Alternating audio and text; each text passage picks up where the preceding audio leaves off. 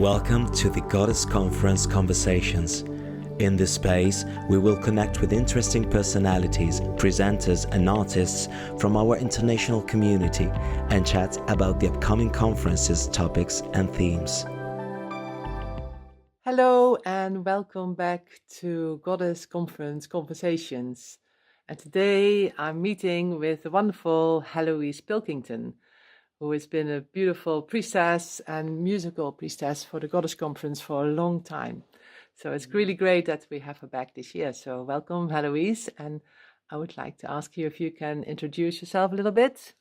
Yes, well, I'm Heloise, and I'm a priestess of Goddess, priestess of Avalon.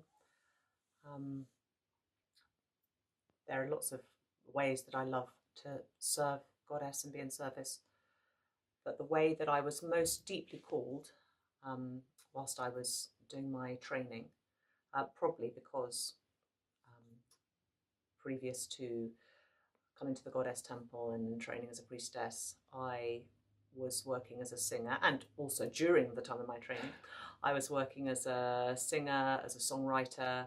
I had a vocal trio, so I was doing lots of performing, and during that time, actually, during over all those years, I'd come to understand a lot about the magic of sound and song, and I think I'd always had a sense, actually, because I've always been very mediumistic and psychic as well, so I'd always had a sense of the way in which sound not only connects us to one another in the heart, but also the way sound has an incredible way of opening us out to connect with spirit as well, Goddess, with the higher forces, higher intelligence, whatever name you give to that.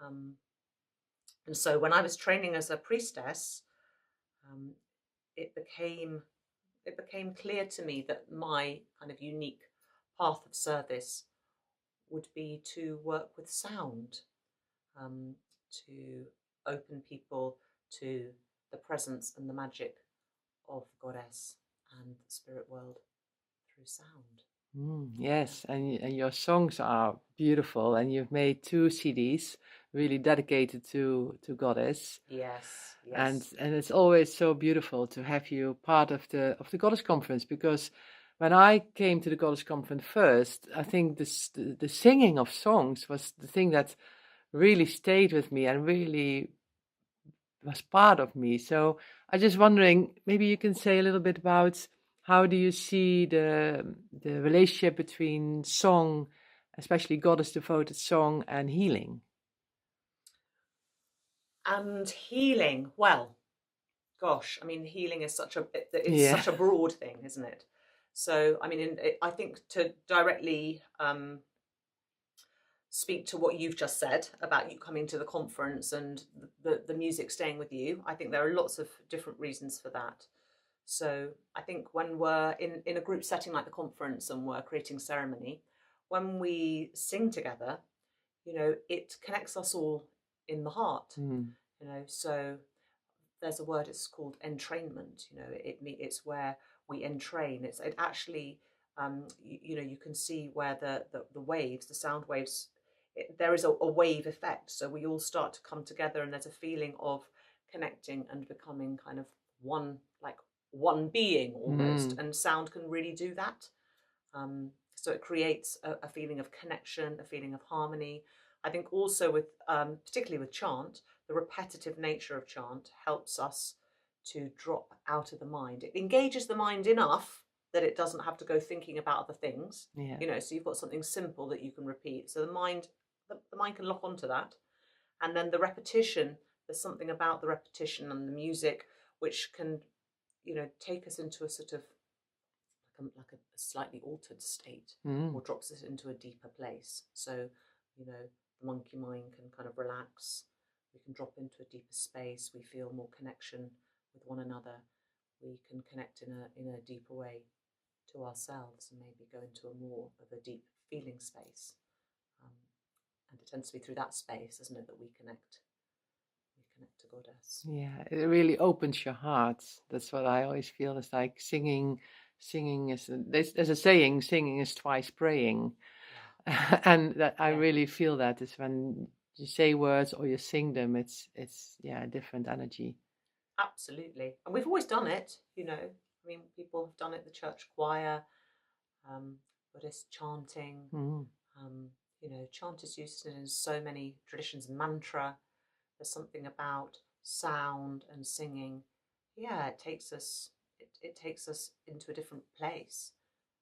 But I think the other thing about sound is it's a universal language. I mean, obviously we often sing with lyrics, but there's something about, you know, sound, melody, harmony is something that we can all understand. Yeah. So particularly at the conference, often the songs that we're singing are quite simple. Yeah. So people who maybe English might not be their first language, but chants tend to be quite simple and repetitive. So it's something that everybody can get hold of on the whole. But the language of music itself is a universal language, doesn't matter where you're from. So if you're singing simple songs or simple words, melodies, it's something that we can all do together. And, you know, it bridges cultural divides. Yes, definitely. Yeah, it's the singing of the what you do often at the embodiment evenings is also, it is more sound, isn't it? Yeah. It is more an immersion into, I think it's an entity in itself, sounds. It's like, it has its own energy. It does, and I think that kind of sound that you're talking about isn't, so, you know, you have chant, you have the song, but then you have the sound, which is something that I really developed when I was training as a priestess, and it happened in a very organic way because nobody taught me how to do that. That was something that really came up from the inside.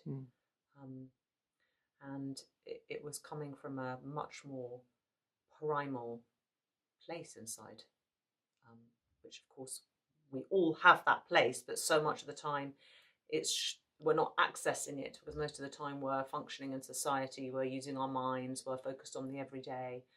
And, you know, even though the deep instinctual self is often informing how we are in our everyday lives, a lot of the time we're not kind of, you know, connected to that. We're more just unconsciously driven by that.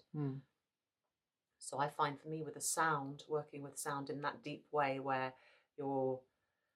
it's not about words, it's not about the mind, it's more just allowing sound to arise from a deep place. And for me, through allowing that sound to arise from a deep place, I can then start to find, you know, my connection through into other realms, and then there's a flow, and that's when, you know, you kind of feel that feeling of energy coming through, doorways opening.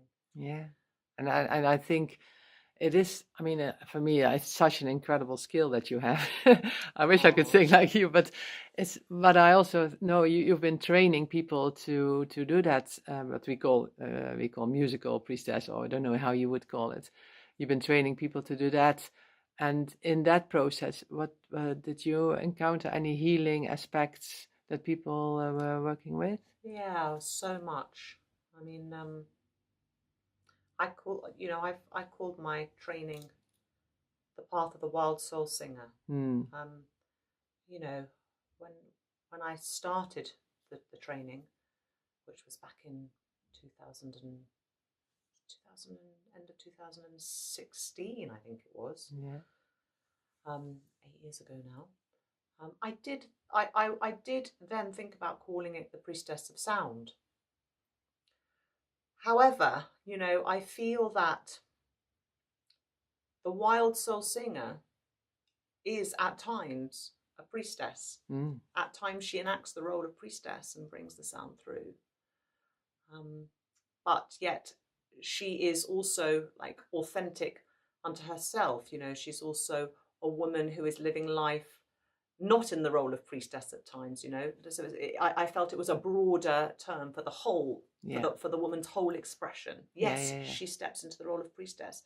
But there might be a woman who's a wild soul singer who doesn't call herself a priestess. You know, she works with sound in her own way for her own healing. She may not be serving her community, but so that's why I kind of went with that name. And I really, my training, it came, I mean, I've put it on hold since I've had my daughter, but I will be stepping back into teaching.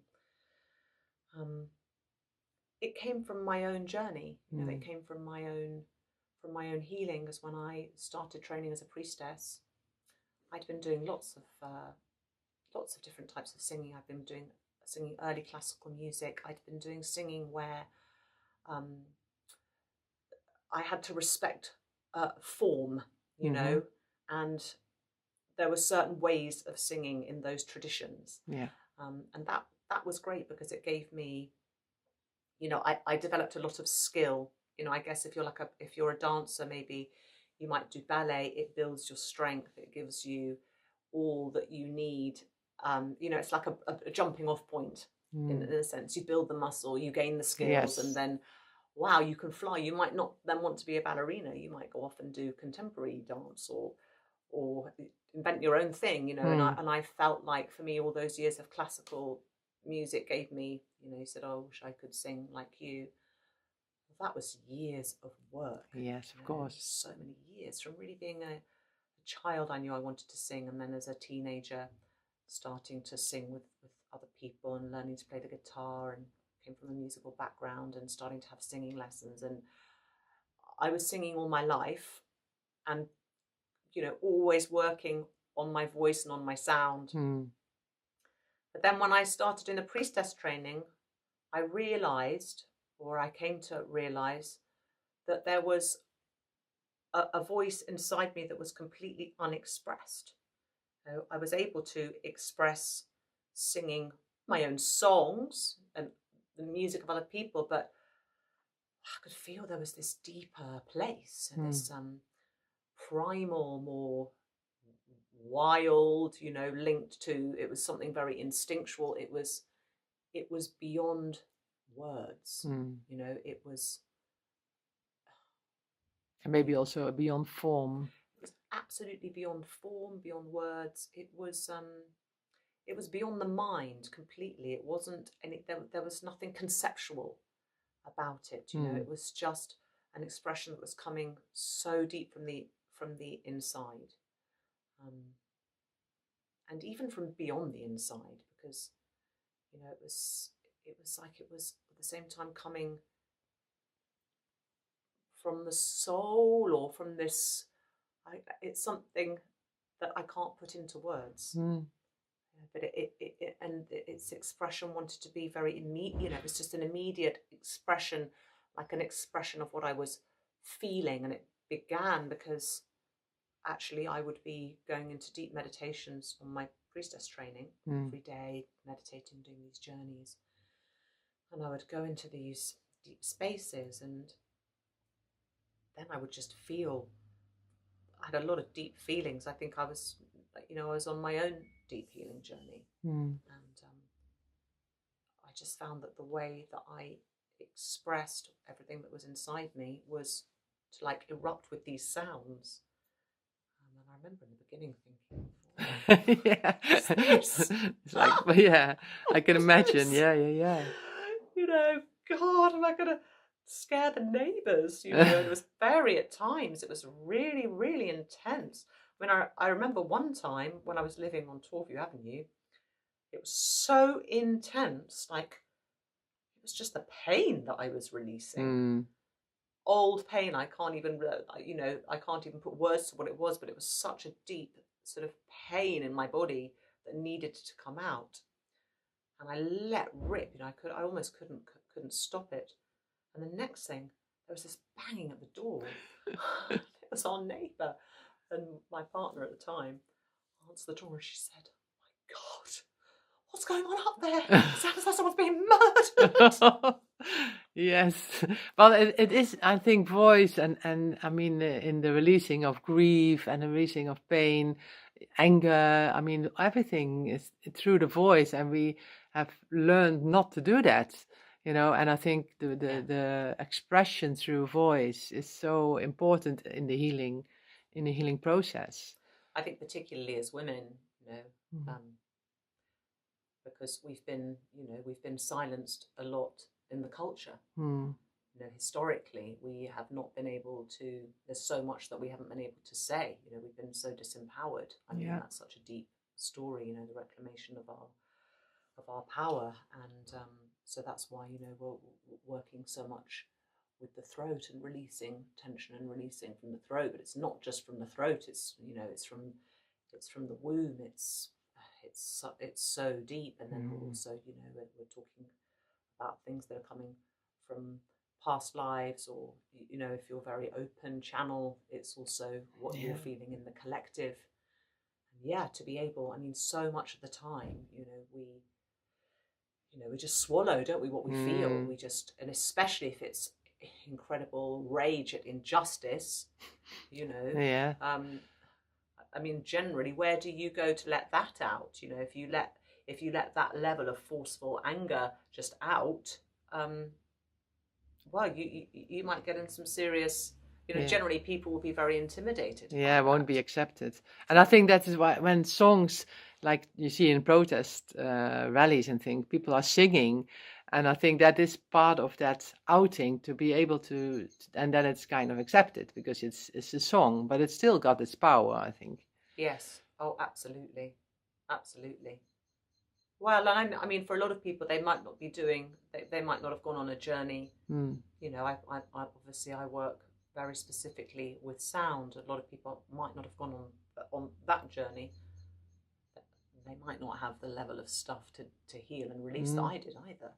You know, but they can still, you know, feel quite liberated singing a chant. I mean, I've been singing for years, but for a lot of people, it's terrifying for them even to sing a chant. You know, like, it's a big thing for them even just to sing a chant, or to get up in front of people and sing a simple song. You know, they have to get through a lot of fears and inhibitions. You know, to do that. And I think that's so great in the Goddess Conference. That, you know, as I said, when I first came, it was the songs. I was like, wow, nice, and sing songs together.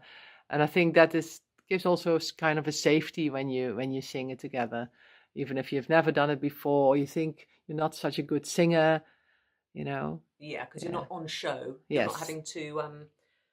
That's the thing. It's not about performance. And that I think that's the other thing about the singing in the ceremonial way. When you're, you know, like for me, if I'm bringing sound into ceremony, you know, there might be many different things that are called for. You know, it might be just that you're creating a soundscape, it's creating an atmosphere, or it might be that you're actually working, you know, to you know, open doorways, and so that, you know, certain energies can come in, and that might be, you know, co-creation with the other priestesses as well, we're working together. But I've lost my thread with that. No, it's about the singing together and the place of That's it, the singing together, and how healing that is for people, just to be able to make sound. I know where I was going. It was about the performance aspect. So I think the thing with working with sound ceremonially is it's not a performance, and working with sound in that way for healing, it has a completely different purpose. So it's not about I'm trying to sound beautiful and I'm needing to present this crafted song, you know, and people are going to either like it or not like it, you know. So there's going to be judgments, or working with ceremony. It's a different thing, you know. It's more like the purpose is to, you know, create the space, create the atmosphere, or, you know, create a space where the energy can start to come through. It might at times sound beautiful. It might at times sound not beautiful at all, Yeah. It might sound, I mean, you can find those sounds beautiful, of course, like, what we find beautiful differs. We have different opinions about that, but, it can be very guttural, very primal, not what we would traditionally call beautiful sounds. Yes. But,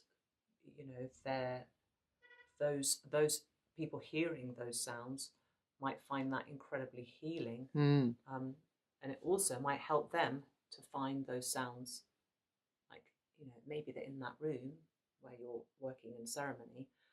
Actually, there are quite a lot of people, women, obviously there are more women come to the conference, who have repressed a lot of pain and they've silenced themselves, or they've been silenced. So those might be the sounds then that I would start to bring through, would just start to happen. And then the purpose of those sounds might be that then helps them to find that. They might find they start joining in. And then a release might happen for them. Yeah. Yeah. So that's how on that level, that sound can work in a healing way. Yeah. Beautiful. Yeah. And I think it's so important for us as ceremonialists as well. We really kind of lean into that music when we are in body or when we're doing ceremony, and you've been in a ceremonial group yourself, so you have that feeling as well. So and of course you actually are going to do performances in the conference this year as well.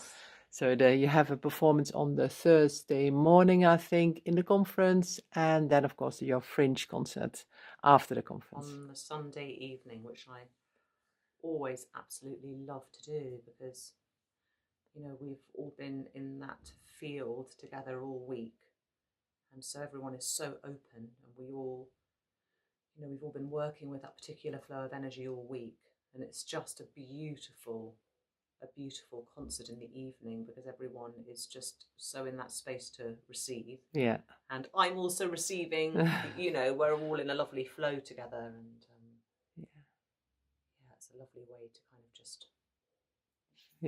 I think it's a very good closing. It's not like then people are just dropped into nothing, but then they have you to come to and to just to close it off very gently for themselves, and so that's wonderful. And I'm looking forward to the performance in the conference as well, because I mean it's interesting, because yes, it's a performance, but it's also a ceremony. It's both. It's really working energetically with song and sound, which is a whole other thing.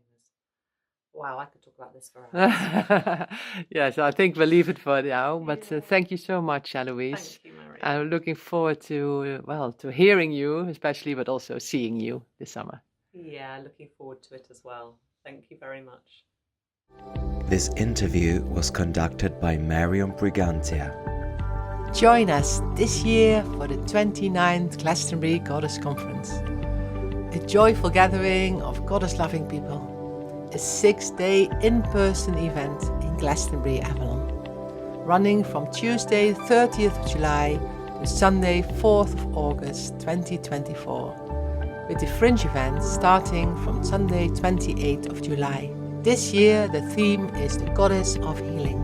It's our maiden year, the first of a new 5-year cycle. International presenters, transformative workshops and experiences, deep ceremonies on the sacred land of Avalon, community, art, fun and love for Goddess. Let your healing journey begin this year. Join us for the Glastonbury Goddess Conference, Goddess of Healing. There are so many options to participate. Full conference tickets, weekend tickets, day tickets. Find what suits you best and get your ticket now at goddessconference.com. Blessed be.